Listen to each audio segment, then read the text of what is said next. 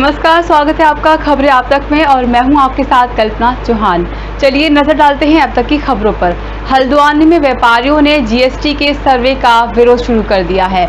व्यापारियों का कहना है कि यदि जीएसटी विभाग के अधिकारी बिना व्यापारियों को विश्वास में लिए सर्वे के नाम पर दुकानों में छापेमारी करेंगे तो उसका व्यापार मंडल विरोध करेगा और जीएसटी विभाग के खिलाफ आंदोलन करेगा। व्यापारियों का कहना है कि खाद्य पदार्थों से लेकर हर सामान पर जीएसटी लागू किया गया है। छोटे छोटे व्यापारियों 5,000 से भी अपनी दुकान शुरू किया करते थे, लेकिन उनको अब जीएसटी देना पड़ेगा, जो कि यह पूर्ण रूप से व्यापारियों का उत्पीड़न है और व्यापारियों की संस्थाओं का सर्वेक्षण के नाम पर लगातार जीएसटी के अधिकारियों द्वारा उत्पीड़न किया जा रहा है। लिहाजा हल्द्वानी में सर्वे के नाम पर व्यापारियों का उत्पीड़न बर्दाश्त नहीं किया जाएगा, जिसके चलते विरोध प्रदर्शन करते हुए व्यापारियों ने जीएसटी विभाग का पुतला दहन किया।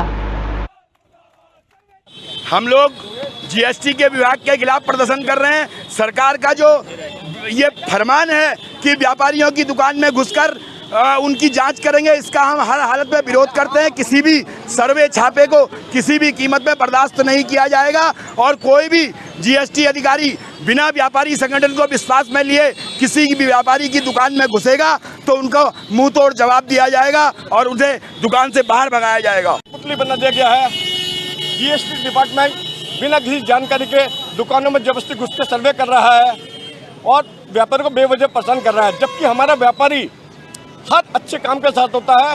लेकिन सरकार और जीएसटी डिपार्टमेंट इस बात को नहीं समझ रहे हैं। हम जीएसटी डिपार्टमेंट को बताना चाहते हैं, अगर हमारे व्यापारी के साथ ज्यादती होगी तो हम पुतले भी फूकेंगे, आत्मदाह भी करेंगे, बाजार भी बंद करेंगे, हम कुछ भी करने को मजबूर हो जाएंगे।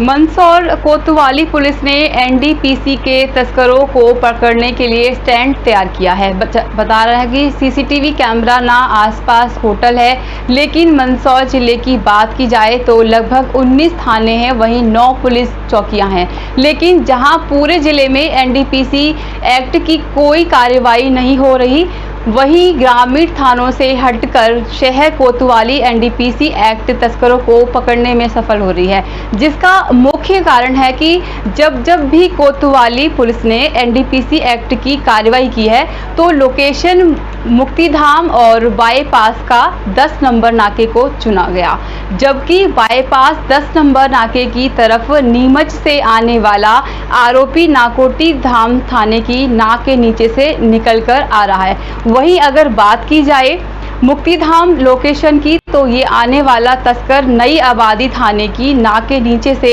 आया होगा।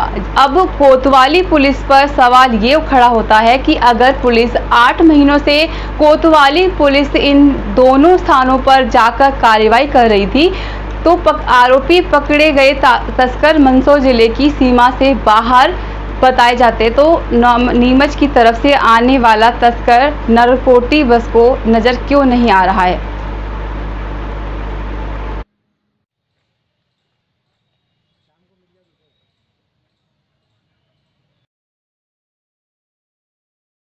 रुद्रप्रयाग के विकास खंड जखोली के ग्राम पंचायत भुड़ना में देर रात हुई बारिश के चलते एक गौशाला क्षतिग्रस्त हो गई। बता दें कि गौशाला में 4 पशुओं के जिंदा दबे होने की खबर सामने आ रही है।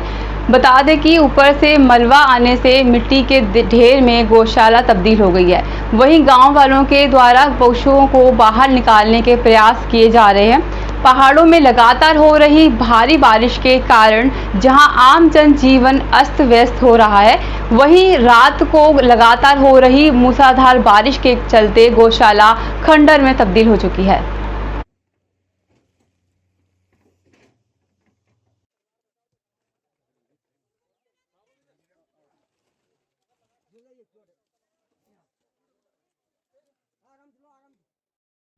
अल्मोड़ा जिले में जिला रेड क्रॉस सोसाइटी समिति की बैठक जिलाधिकारी वंदना की अध्यक्षता में आयोजित की गई। जिलाधिकारी वंदना सिंह ने कहा कि रेड क्रॉस संस्था एक स्वतंत्र संस्था है, इसे सामाजिक कार्यों में बढ़ चढ़कर हिस्सा लेना चाहिए। उन्होंने कहा कि सामाजिक कार्यों में भागीदारी से सदस्यता अभियान को गति मिलेगी।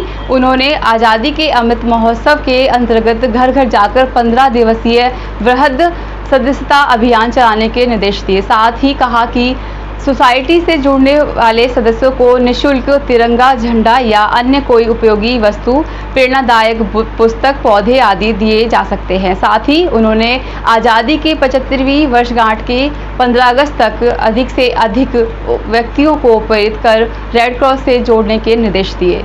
इसके लिए उन्होंने कहा कि सोसाइटी के सभी सदस्यों को पूरी लगन से कार्य करना चाहिए। इस बैठक में जिलाधिकारी अल्मोड़ा वंदना सिंह, सोसाइटी चेयरमैन मनोज सनवाल, सचिव डॉक्टर दीपांकर समेत अन्य अधिकारी मौजूद रहे।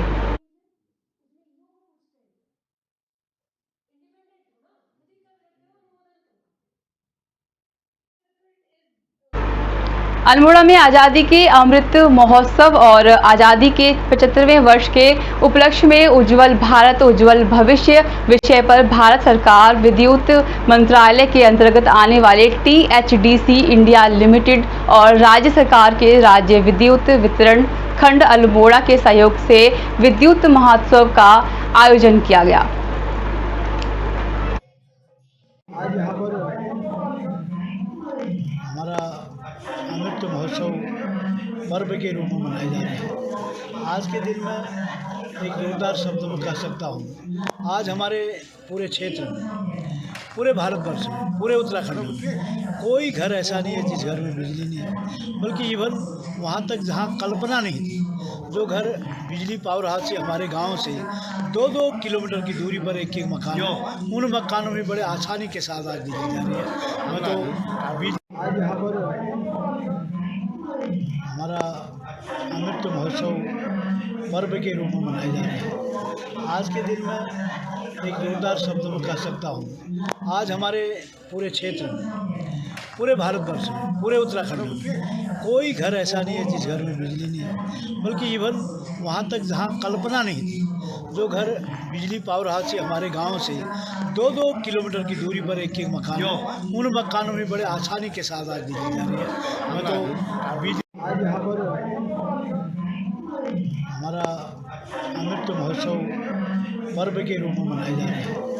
आज के दिन में एक जोरदार शब्द में कह सकता हूँ, आज हमारे पूरे क्षेत्र में, पूरे भारतवर्ष में, पूरे उत्तराखंड में कोई घर ऐसा नहीं है जिस घर में बिजली नहीं है। बल्कि इवन वहाँ तक जहाँ कल्पना नहीं थी, जो घर बिजली पावर हाउस से हमारे गांव से 2-2 किलोमीटर की दूरी पर एक मकान है, उन मकानों में बड़े आसानी के साथ आज बिजली जा रही है। हमें तो बिजली आज यहाँ पर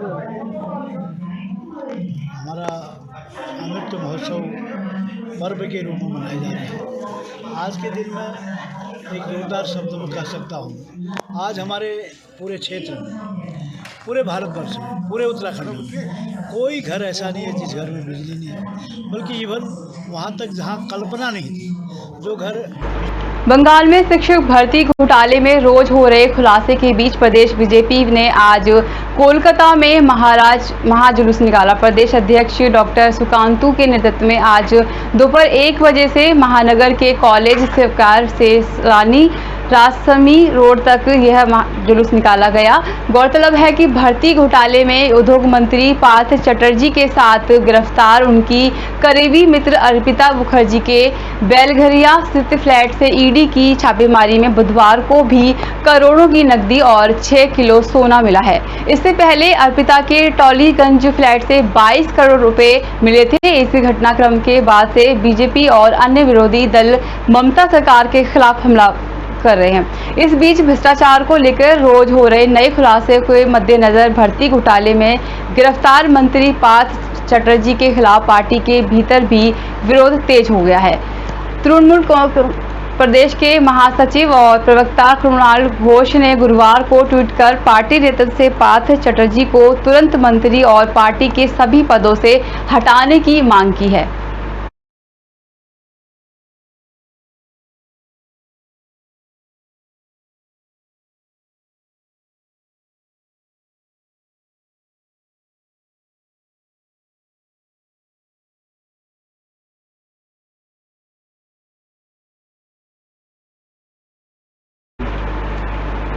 अगर आप भी देहरादून और मसूरी जाना पसंद करते हैं तो ये खबर आपके लिए खुशखबरी भरी हो सकती है। बता दें कि अब देहरादून और मसूरी के बीच बनने वाले रोपवे के लिए कैबिनेट बैठक में निर्माण के बायलॉज में राहत देते हुए टर्मिनल को निर्धारित ऊंचाई तक निर्माण की अनुमति दे दी गई है।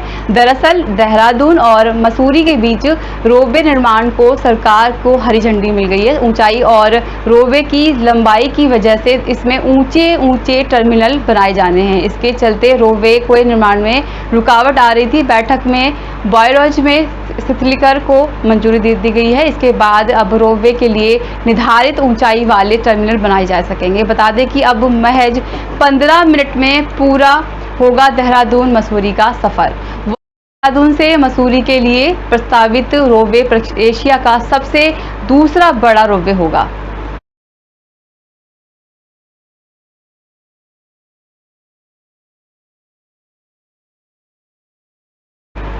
हरिद्वार रानीपुर कोतवाली क्षेत्र के सलेमपुर में बाप बेटा स्थानीय लोगों के करोड़ों रुपए लेकर फरार हो गए। आपको बता दें कि बाप बेटा सलेमपुर में दूध की डेयरी चलाते थे। लेन देन के अलावा स्थानीय लोगों ने उनके पास लाखों रुपए की कमेटी डाली हुई थी, जिसकी सूचना ग्राहक सेवक केंद्र चलाने वाले अभिषेक चौहान ने दी, जिसके बाद इन आरोपियों को सिडकुल पुलिस ने आज मेरठ से गिरफ्तार कर लिया है।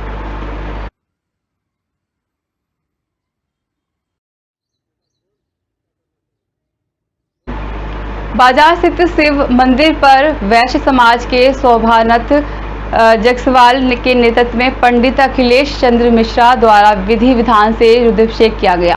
आयोजन हुआ जिसमें सभी श्रद्धालुओं ने रुद्राभिषेक किया। साथ ही वैश्य समाज द्वारा मंदिर में सुंदरकांड पाठ का आयोजन भी किया गया, जिसके बाद भंडारे में हजारों भक्तों ने प्रसाद ग्रहण किया। इस दौरान शिव भक्तों का रेला लगा रहा। बोल बम हर महादेव जय श्री राम के नारे माहौल गूंज उठा। भक्तों के मुकुंद लाल जायसवाल और अरविंद सैनी, भरतलाल सहित वैश्य समाज और प्रसाद ग्रहण करने वाले श्रद्धालु मौजूद रहे।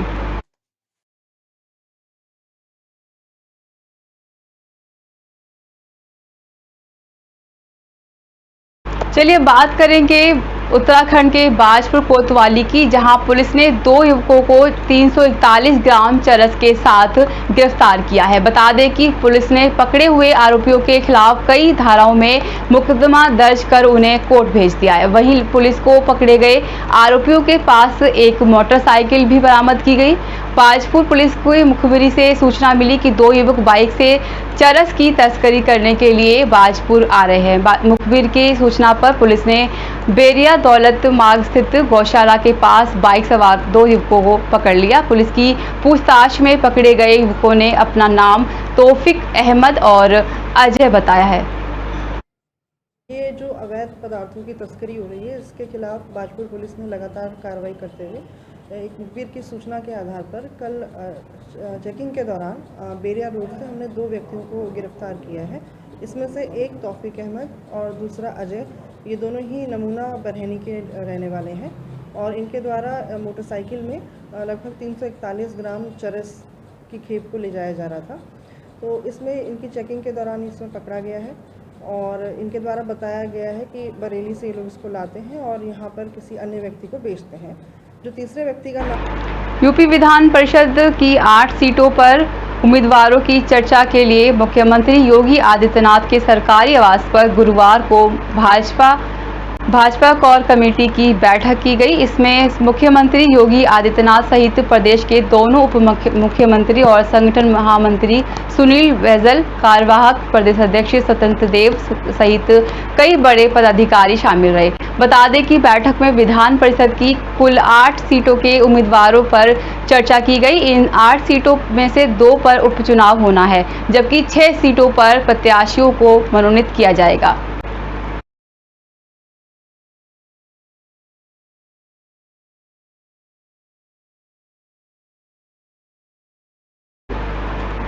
अब तक के लिए बस इतना ही। नमस्कार।